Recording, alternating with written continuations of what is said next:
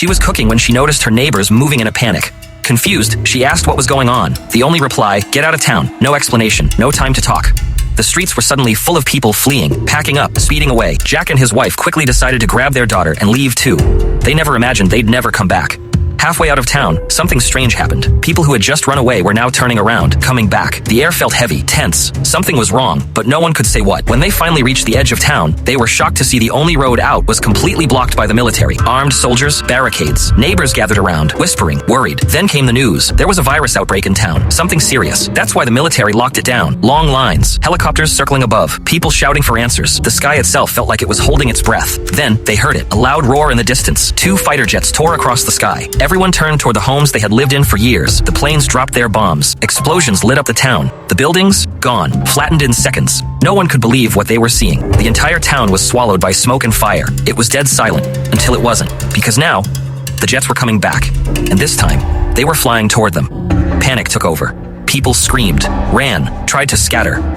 Jack's daughter Annie looked up and saw the water tower on the hill. A memory flashed. There was a secret room up there. They sprinted uphill. Bombs began falling again. The second wave was starting. They ran faster, lungs burning.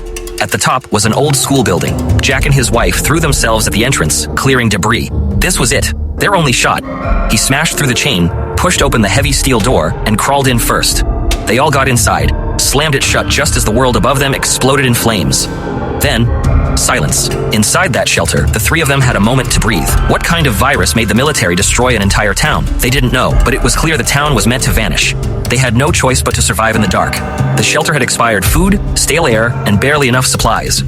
Still, it was something. They chained the steel door and made the place home. The canned food was old but edible. There was a well nearby with muddy water. It was enough to live on. To pass the days, they played games.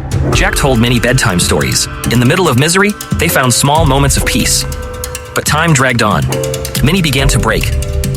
She asked her father, "When can we leave?" Jack gave her the same answer each time. When the virus is gone. When the world grows again. It was all she needed. Each day, she drew a vertical line on the wall, one by one, until the entire wall was full of tall, hopeful lines. Sometimes, she'd use their homemade periscope to look through the vents.